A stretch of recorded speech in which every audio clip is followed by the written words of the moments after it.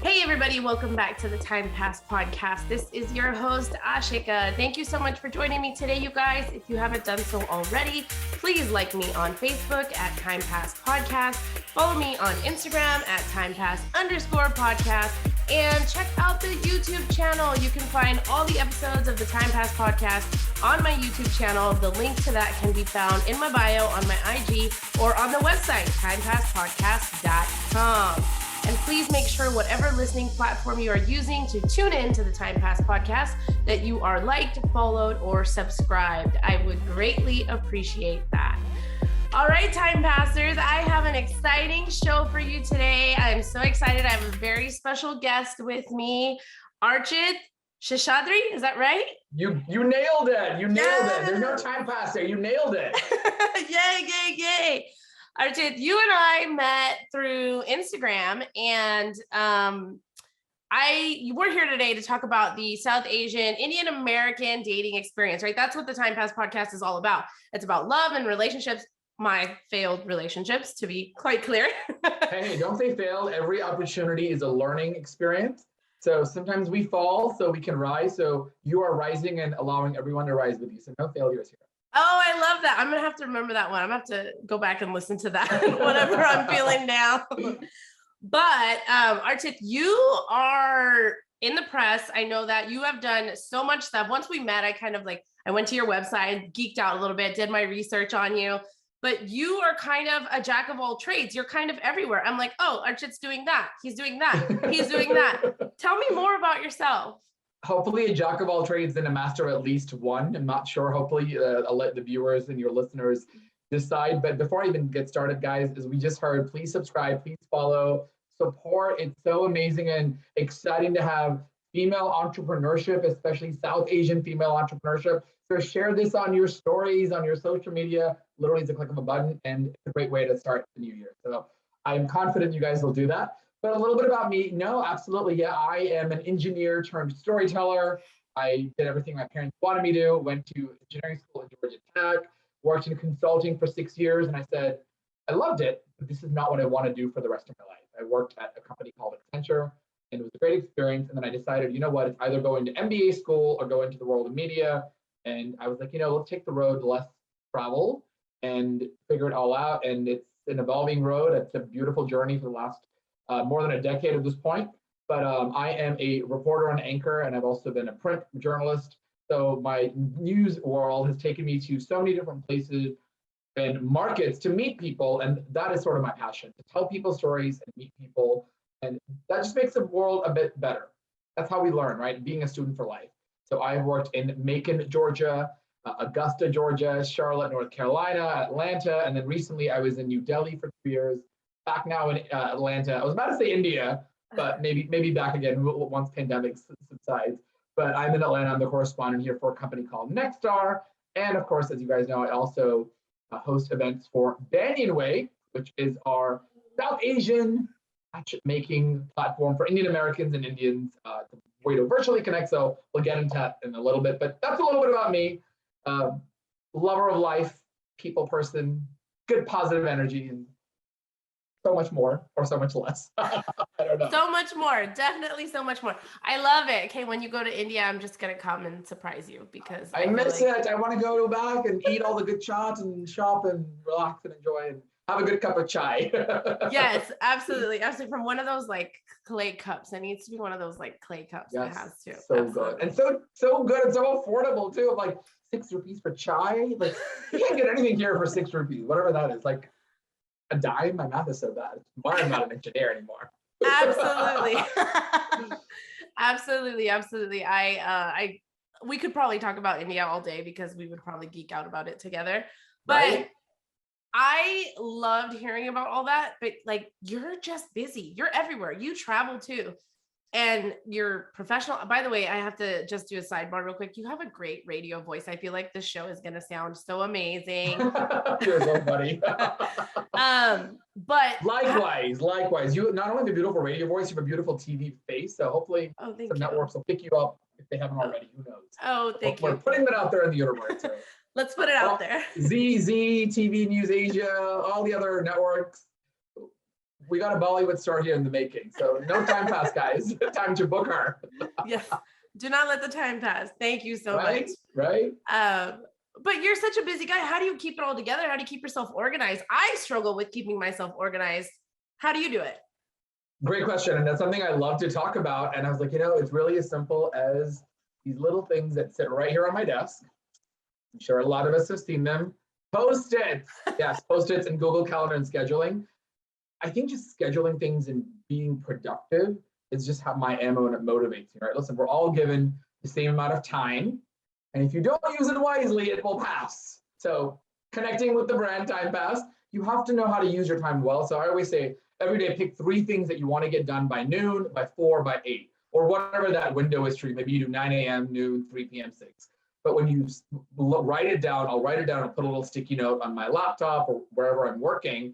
And it's like, the smallest thing, send email X or pay this bill. That just gets you on an ammo of like, you need to get this done. And that really is how I'm able to juggle all these different bubbles.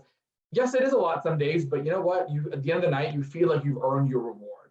And you've worked hard and hustled and you put it all out there, and then you will, reap those rewards, right? So I think it's just about being smart with your time and scheduling it and focusing on that. Don't do 55 things, maybe do 5 things, but really get those 5 things done.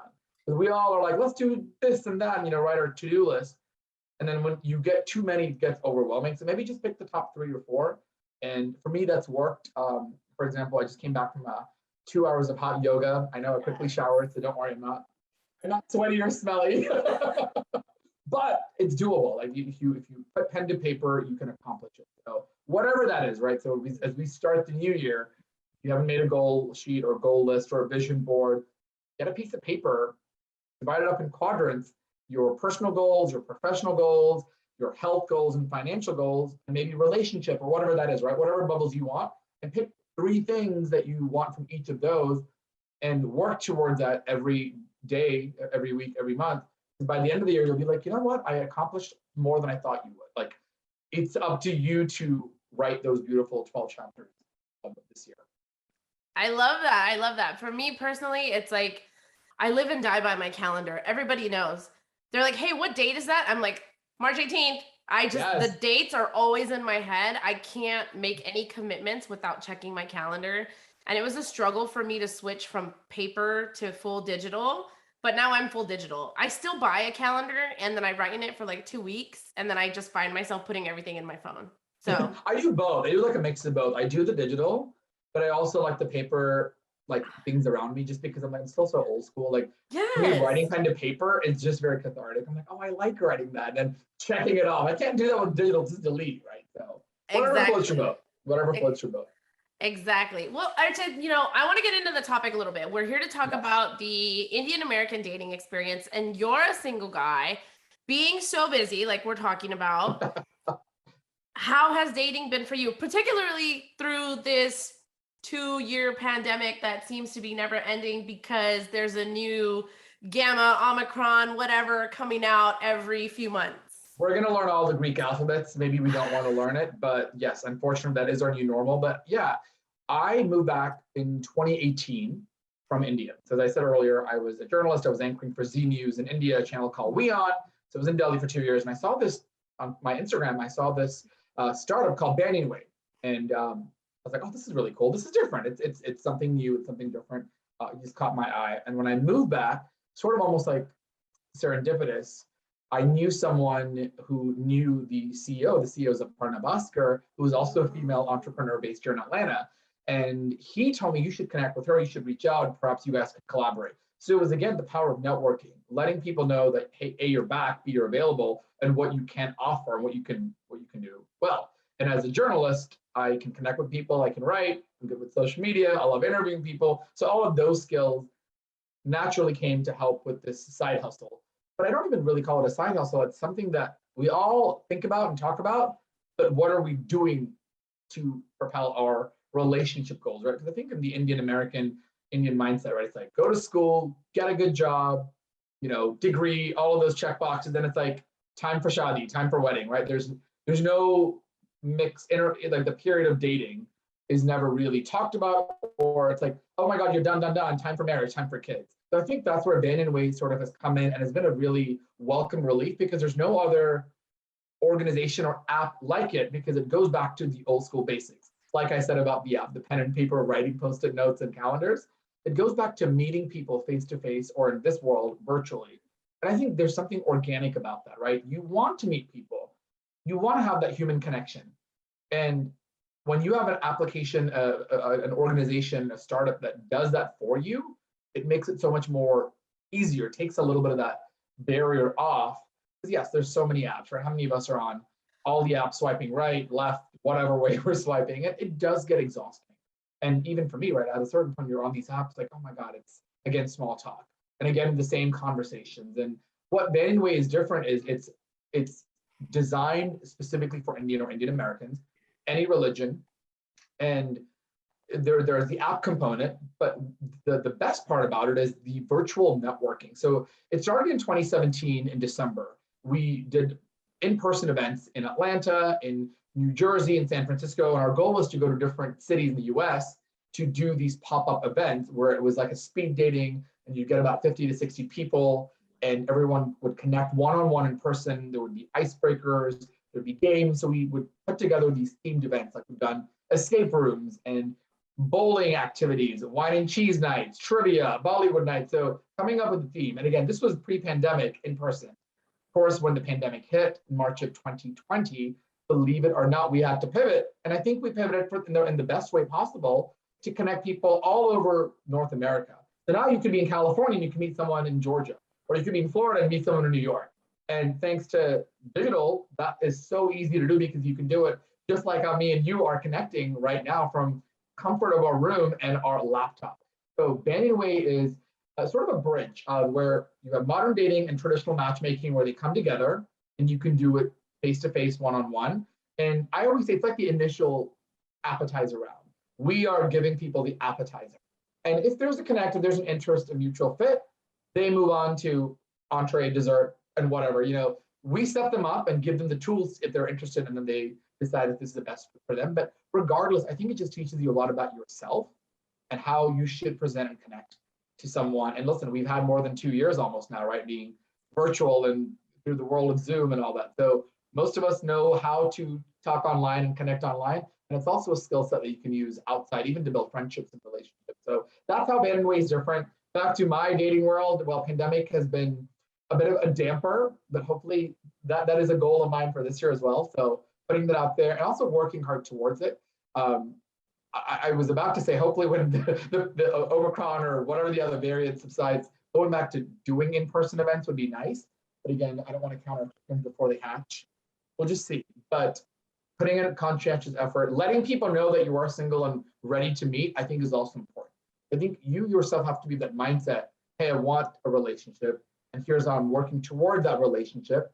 So yes, you can be on the app, but also being part of channels like this is important, because if you don't tell people your story and what you're looking for, they're not going to know. And I would say don't maybe have a checklist. I think all of us subconsciously are like, you want X, Y, Z, and you want all of those things. Some things are nice to have, and some things are deal breakers, right? For some people, religion could be a deal breaker. For some people, it could be dietary habits, or for some people, it's location. I think you have to introspect and see what is something you absolutely cannot deal with. Like I know people will say smoking or drugs or meat or whatever that is, right? And for others, it might be like, I can maybe do East Coast or West Coast. That's okay, but I'm not going to do cross country. So I think that's a question that you have to answer. So when you're ready to date and getting into that game, make sure that you also are clear, because part of that is communication. You don't want to waste your time and someone else's time if you haven't really figured out that side for yourself. Because then it's like, well, of course you're wasting time talking to 5, 10 people and you don't even know what you want, right? So I would say that's a good little nugget that we can all walk away with. Absolutely. Thank you for all that. You mentioned it a little bit when you were talking, but did you ever dive into the dating apps? You did? I did. I think once I came back, I never thought I would be like, everyone, I think the dating apps, unfortunately or fortunately, have a bad rep, because most people think they're short-term or they're casual dating. They don't really lead to long-term relationships. And I think a lot of people think, Shadi.com or BharatMatrimony.com is for the uncle auntie network. So when you have, people who have grown up here, Indian Americans who appreciate our roots and our culture, but have grown up in the Western world and are, into dating and talking about topics that maybe our parents didn't talk about when they were younger or publicly.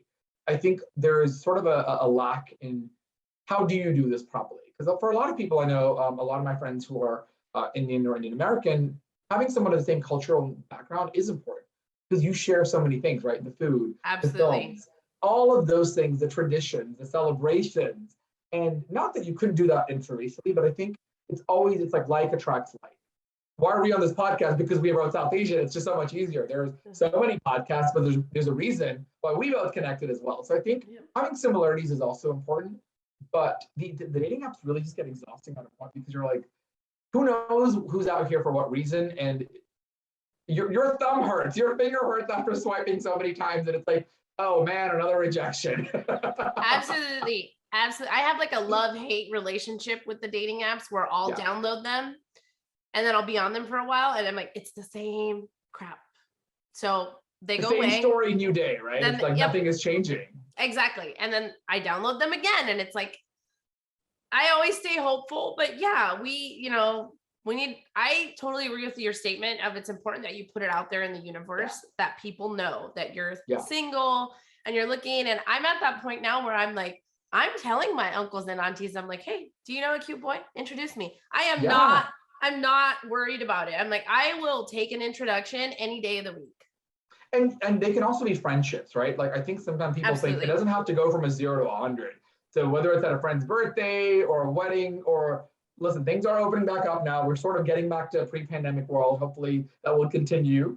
But I think, yes, putting it out there, whatever you want, you have to let people know. And when, especially uncles, aunties ask, when are you getting married? Or, when is this happening? Sometimes take that opportunity as a way to sort of push it back and do yourself a favor and say, hey, I'm not seeing anyone right now, but if you know anyone, who's Gujarati or Tamil or Telugu or Punjabi or whatever, right? Let them know, or Indian or not, whatever that is, put it out there and tell them like, hey, I would love for you to set me up if you know someone. Do you know anybody who's single? And then I think it just moves the conversation forward and hopefully they remember that, right? And it's like, oh, and they're not going to nag you and bug you. So it's like turning a common complaint or problem that a lot of us sometimes deal with, like, the nagging WhatsApp uncle auntie network that's now like, when are you getting married? When are you getting kids? And now you're taking the power back and taking control of your life and asking. And even with your friends, I think there's no shame and nothing wrong with asking people, hey, you know what? If you know anyone who's single, who's ready to look for a relationship, I'm in the dating market or I'm interested to date. So please set me up. It's just like how you would network for a job. Hey, I'm looking for a job. If you know who's hiring in IT or recruiting or whatever field it is, you would put it out there. So why should relationships and dating be any different?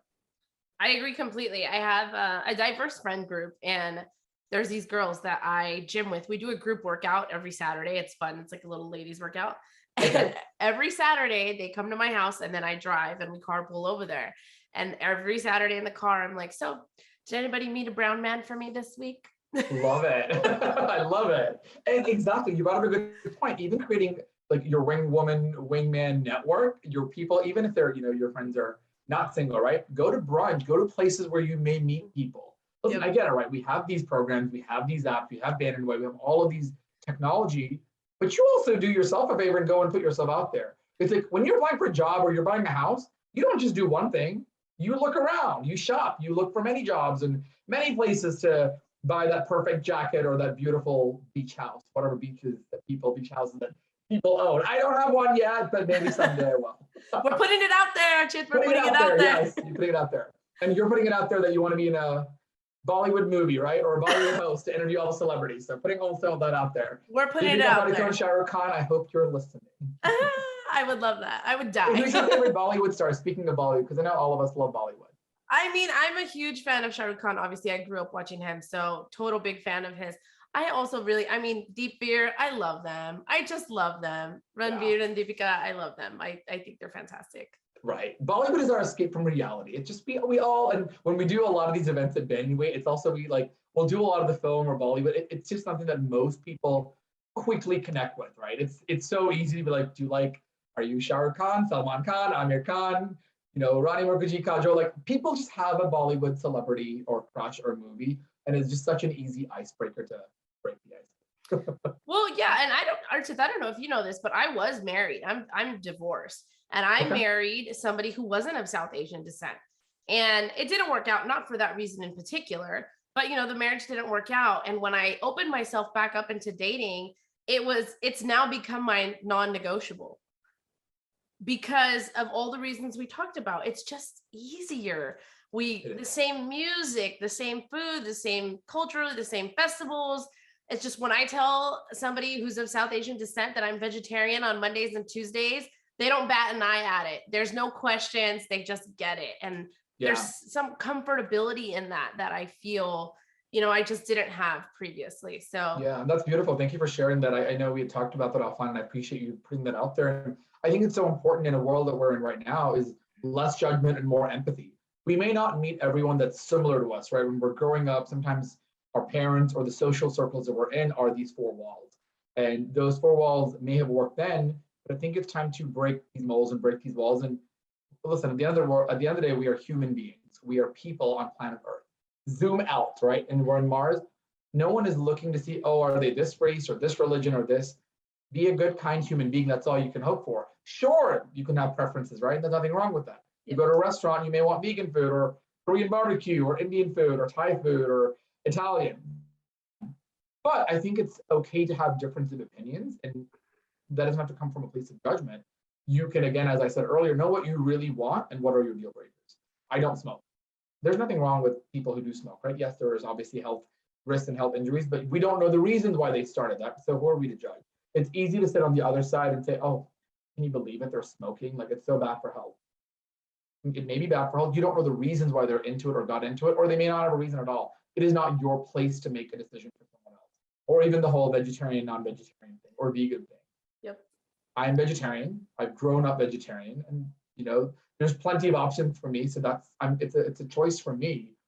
But I don't think we should sit there and be like, oh, well, I can't believe they do this, or I can't believe they. I think we need to stop worrying about and living in that place of fear and what someone else is going to think, and just you do you. You worry about you and what is important to you and your values, and it's okay to share that. I think in a relationship, as you mentioned, right? It's fine to share that, and that way you also filter it out, right? You can't throw a huge net saying, I'll date anybody, because at some point that also doesn't make sense. But knowing what is nice to have and a must-have, I think those are very important, and that's something that we can definitely introspect. And as you said, right, having someone with a similar Indian American, South Asian background, it is so much easier because they get our parents, and you almost bond with that or our friends. I'm like, it's time for Garba, or it's time for Eid or Ramadan or whatever you celebrate. There's a sense of familiarity, and I think that makes things so much more easier and being able to appreciate the culture together. Absolutely. So Indian Americans, we have our own special challenges when it comes to dating. What do you think? I mean, perhaps something that you faced or in general, you think Indian Americans faced, particularly during the pandemic, kind of as the biggest hurdle to continue dating during these times? That's a great question. I think especially in the pandemic, we have done events every month, our hello events or virtual events or speed dating events with Banyan Way. And what we've seen, and as a host, what I've seen time and time again, is the most simple, but sometimes the most challenging, and it's communication. You, as an individual, need to perfect your communication skills. And not just for relationships, but in life. Because there are people that will interrupt, that will not listen, and think that when they're on these platforms, they're going to find the prince or princess like immediately after the event. That's not how life works. And I think a lot of it is just listening. And when you're meeting someone, like as a first coffee date, there are questions that you should and should not ask. You don't need to ask people about their previous relationships. Eventually, if both people open up, that's different. Salaries, there are just things that people just need to be mindful of and empathetic and not ask. And we sometimes see that, and it baffles me. I said, you really have to work on the communication, and less is more. Open-ended questions are great. And also being specific with our questions. I think Indian Americans, some of the challenges are a lot of people are working hard. The pandemic is certainly tough, and especially in healthcare. They don't have the time for it. I think people's attention spans are so limited. And the one good, the many good things, but one thing that Banyan Way does a little bit differently is they have a matchmaking program. There's a program for parents to connect. That's called Millen. And there's assisted matchmaking, kind of like Seema Auntie from Indian matchmaking, but not Seema Auntie. It's called Millen Signature. So for someone who's a doctor or a lawyer or in a profession that is really hectic and busy, and they don't have that time for a relationship or dating, you sort of put your biodata and your preferences, and someone will do the introduction for you through Signature, which is a separate paid service. But so that's an option as well. So I think it's also what you want to put out there, but the challenge is definitely the time management. And I really would say communication, knowing how to communicate about yourself and what to ask somebody else. And if you aren't sure, practice in front of the mirror, record a little video of yourself, the basics, right? Don't show up in pajamas if you're meeting someone online or FaceTime. And really, like, don't just sit there asking a laundry list of questions like, where are you from? What do you do? What do you like? Sure, but go a little bit more, cutting those small talks for a little bit more deep dive discussions, right? Hey, what's your favorite book that you really enjoyed? Or when you're able to travel, what type of places do you like to visit and how do you like to travel? Like, see how much there's more depth to that discussion than, oh, how are you doing? Great. How are you? I'm fine. Thanks. We just wasted 30 seconds there. You're probably fine if you're doing some kind of speed dating event, right? So just being very intentional in the questions that we ask and really listening. And less is more. I know I chat a lot. I'm like hyper energetic and super energetic, but even for me doing yoga, bringing it back full circle has also taught me that, right? Less is more. Sometimes just one thought per sentence, or we don't need to tell them our life history. When you're meeting someone, you don't need to be like, well, back and, I was born here and I did this and I did that. Just give them a couple of nuggets. In journalism, we call it rule of threes. Give people 3 things. They will remember that. Maybe say, when you talk about a fun fact or fun facts, 3 fun facts you should walk into a speed dating event or when you're meeting someone that are interesting, which will open up questions. You don't want to just say, oh, I'm Indian, or I live in the US, or just the basics that they probably already know. Something that really sets you apart, or your passion, like, hey, I want to be a yoga teacher this year, or I was on a game show, or I lived abroad for 2 years. Those are 3 unique facts that I love to share about myself, and it is unique to me. So I think having 3 interesting anecdotes is always fun, but the biggest thing really is just listening and communicating well. And I think if you can perfect that, it really alleviates a lot of miscommunications and misrepresenting who you are in your brand. I love that. And actually, I agree with you. I think that communication is huge. And I've always been a talker as well, but as far as public speaking goes, and I've kind of had to do it my entire career professionally, a communications class can take people so far. Just investing a little bit in yourself to take a communications class can take you so far. And I would say you hit the nail on the head when you talked about intention. I remember when I first got back into the dating world and started dating, and you'd match with someone and they would ask you like, hey, what are you looking for? They're like, I just, I want to date. I want to see where things go organically. And they'd be like, oh, well, I'm not looking for anything serious. And it's like, all of a sudden I used to, and I think there's a lot of people out there that do this, but I'm speaking for myself. All of a sudden, if you are attracted to that person, or you get this fear of you're going to lose out on this, you change what your intention is to match where they are. And I think that's the biggest mistake that we make. So I think communication and speaking your intentions and sticking to them are super important. Yeah, I love that what you talked about, like when you're meeting someone and you might, the physical attributes, like, oh, they're very pretty or they're very handsome or whatever that is, right? Know what you want and why you want it, and just say it. And if you haven't 100% figured that out, that's also okay. Say that, hey, I just got off a long-term relationship, so I'm getting back into it. So we'll see where things go. I think that's perfectly fine. Or, hey, I really want to get married in the next few years. Whatever your reasons are, you don't have to justify it, but you have to know it, own it, and communicate that. Because if you don't, how is the other person supposed to know?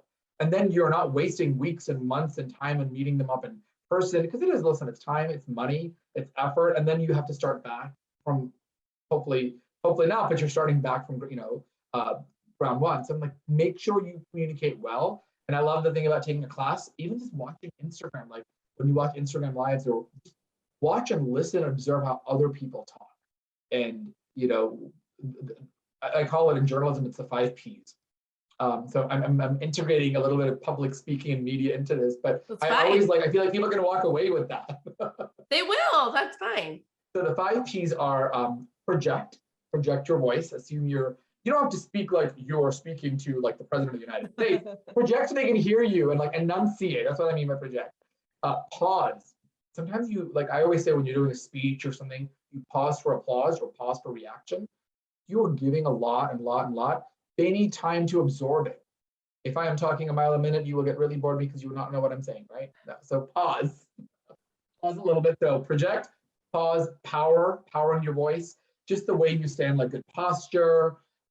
As we said about the dressing, you don't have to put a suit and tie. Wear something that's presentable, that what you really would be on a coffee date, right?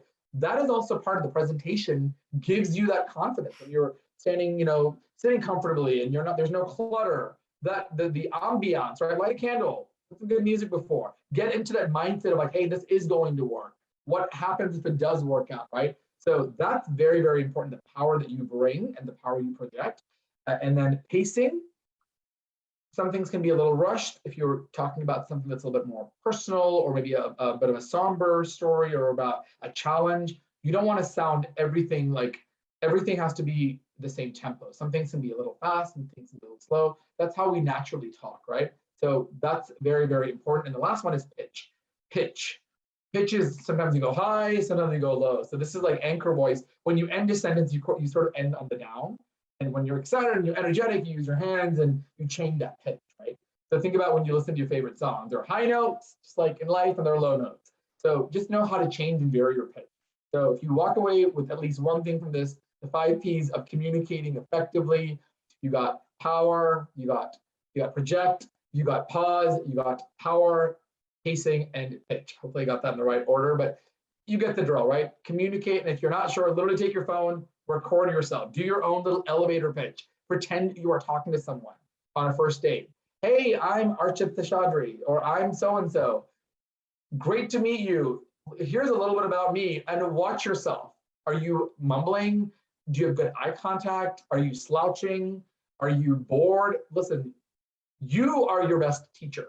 So if you have no one, record it for yourself and see how you do. And if you're not very proud of it, that's okay. Do it every few days or every week. And maybe by that 4th or 5th time, you're like, you know what? I look and sound better. It's not just practice, it's perfect practice that makes perfect. So that's what you can do to yourself. We have technology. Do it even on a Zoom. Get on the Zoom yourself and practice speaking to someone yourself. And I think there's a lot of, you owe yourself that, right? Like, why not? If you're not good at something, you practice it, like how athletes do and actors and singers and everybody. So I have confidence that you can do it. Absolutely. Practice makes perfect. Now, we kind of started the show with, and you kind of dove into a little bit about what Banyan Way does, and you're kind of the brand ambassador for Banyan Way, right? Yeah, so I do a lot of the hosting, the marketing, the writing, and sort of putting the events together. So as I said earlier, we put the events together in person. Now they're virtual. So we have them every month. They're usually once a month, and we have speed dating events. We have a theme, and then they're about 2 hours in the evening, and then we connect people. There's some icebreakers, and they get to meet people one-on-one. So if you haven't checked out one of our events, find us on Eventbrite or follow Banyan Way on Instagram or Facebook.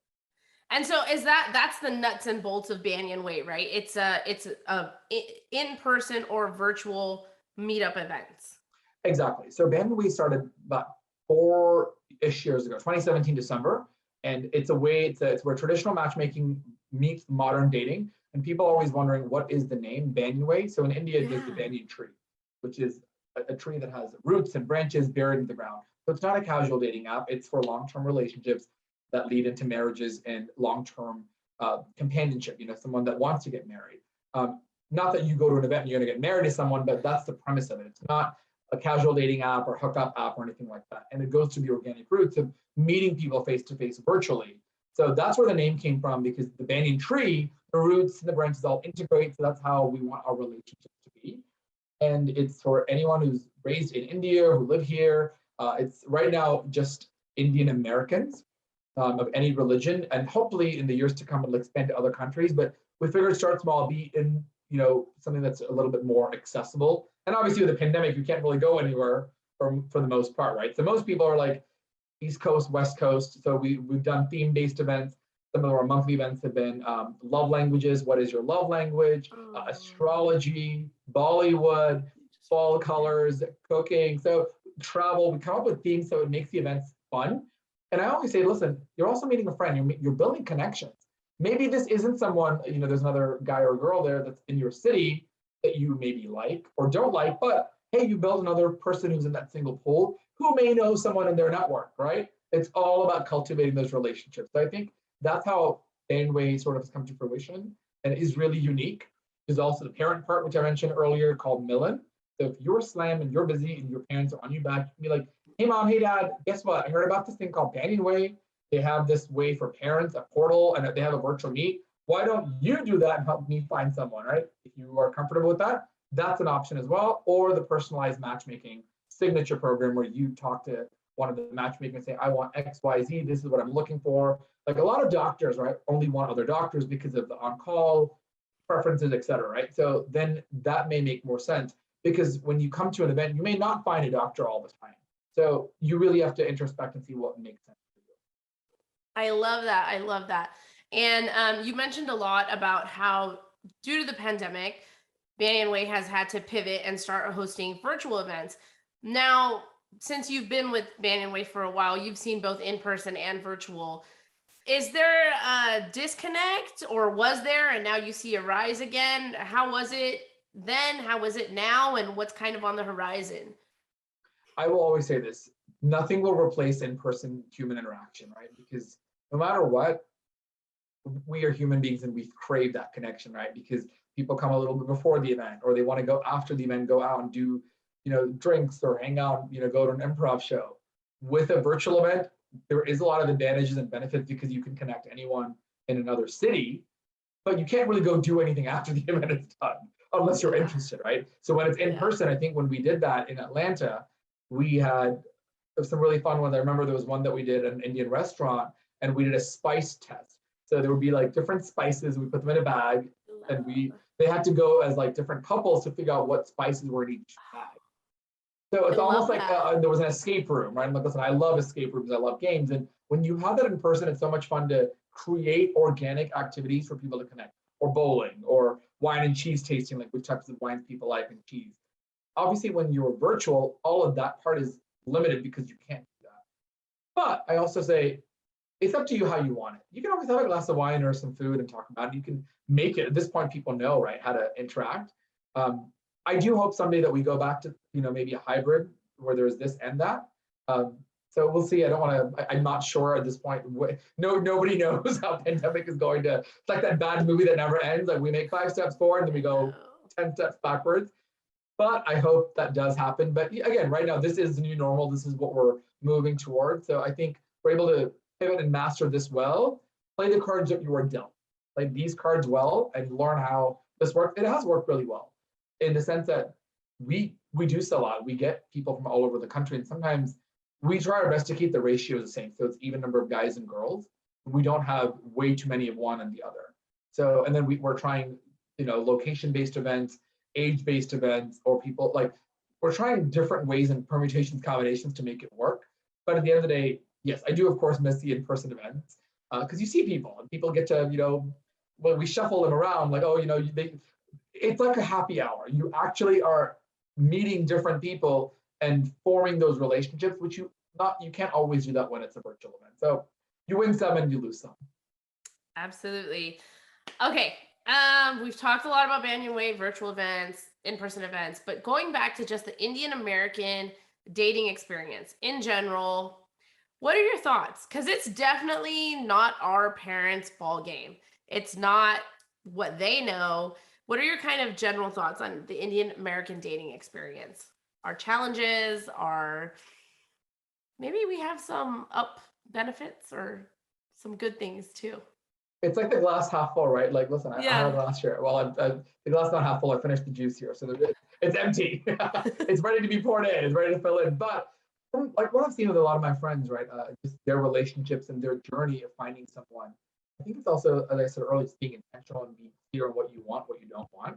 The challenges, I'll start with that. Just being transparent, communicating well, And also not thinking that everyone is not going to have a Bollywood movie. That doesn't exist. It is an escape from reality.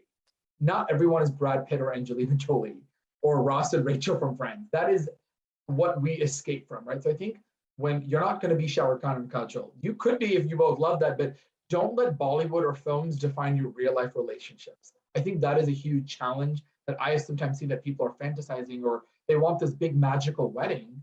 And I said, okay, what happens after that? What happens after that fun weekend with the Sangeet and the Mehndi and the wedding and the reception? What are you going to do with that? Work on building and having relationship goals always. I think that's the key to long-lasting, relationships. It's not about what you see in TV and film.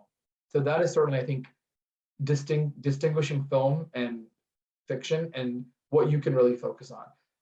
And a lot of the coachings that I've been into training, it's always saying control the controllables. One of my acting coaches, he says this, and I love it.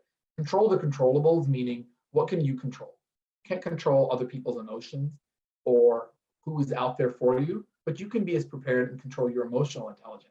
How you talk to someone, how you carry yourself, how respectful and courteous you are to yourself and to others. If you're always sitting there being mopey-dopey and whining and, oh, woe is me, playing the victim card, that is going to read through. But if you bring a sense of optimism and confidence and positive energy, right? Listen, the world needs positivity, and it's so important to live with positivity. Just because a date didn't go well or a relationship didn't go well, it does not mean it's the end of the road. That's a bend in the road. You sometimes go through all these failures to rise up and find the right person, and makes you a better person.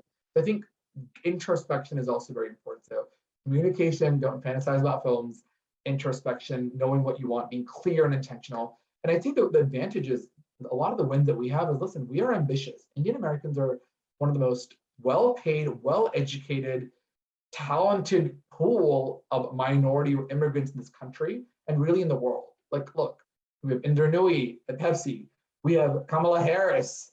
We have Sundar Pichai at Google. We have so many CEOs, so many revolutionary leaders, Sanjay Gupta, Kal Penn, Hassan Minaj. We are a very talented and smart community. I think it's embracing your culture and being proud of who you are, and be ambitious and believe in yourself. I think if I like setting word of the year. So my word of the year is believe, and I intentionally use that. Maybe coincidentally, I don't know. But I think if you don't believe in yourself, who's going to believe in for you, right?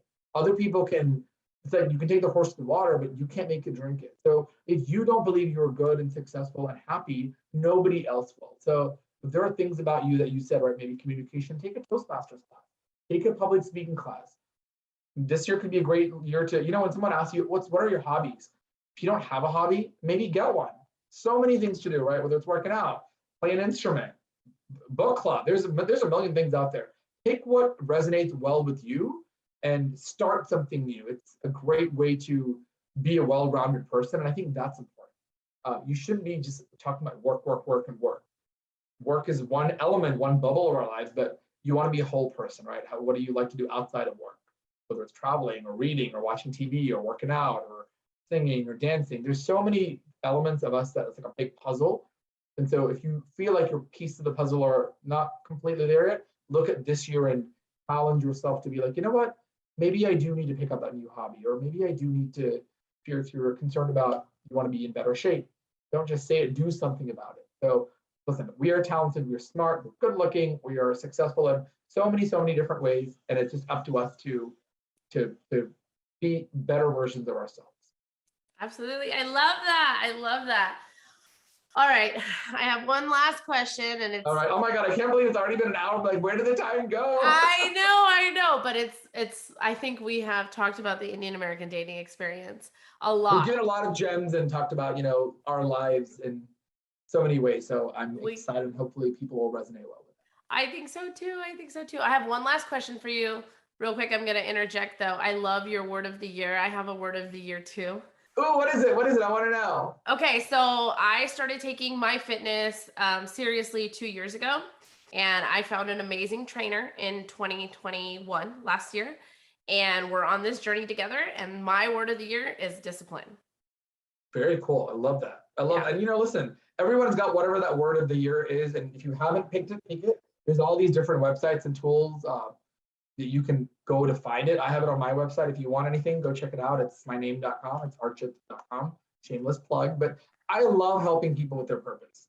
And this weekend, we're actually doing a little vision boarding party where you put all your goals and things, whether it's personal, relationship, financial, travel, everything on a board.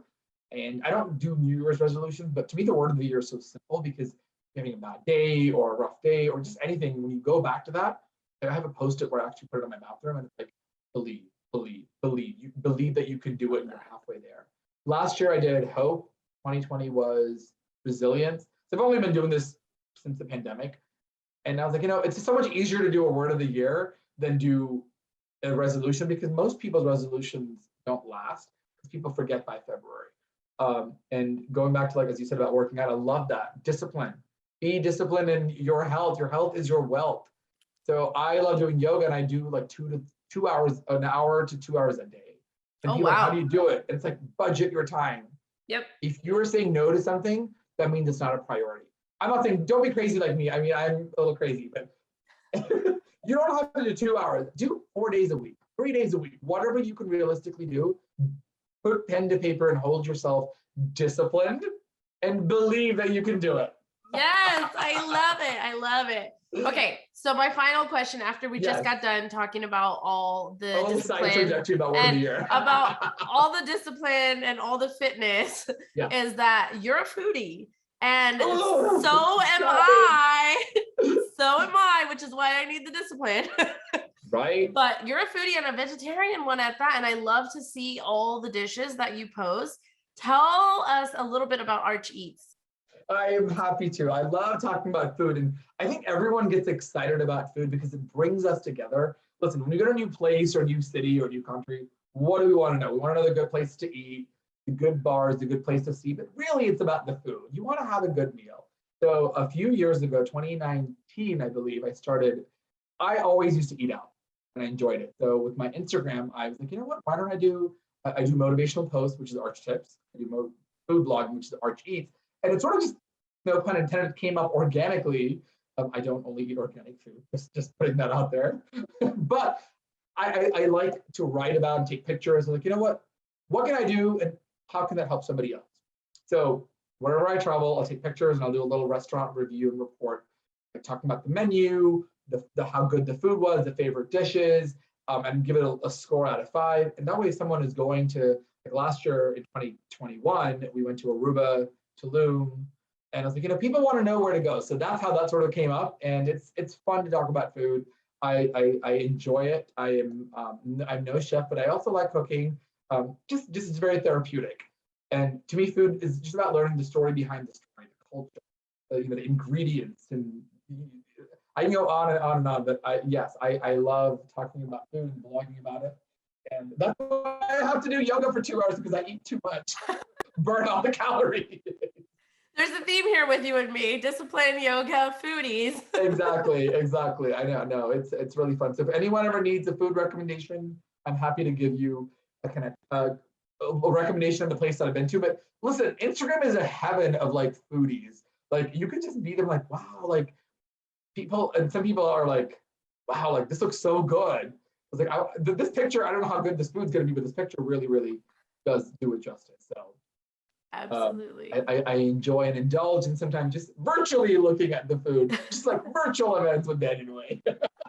Awesome. What about you? What is your favorite food? I'm going to ask you a question just because I was like, we talked about food. What is your favorite types of foods or cuisine that you Okay, listen. So this is a Libra talking. So this is somebody who finds it very hard to choose just one favorite thing.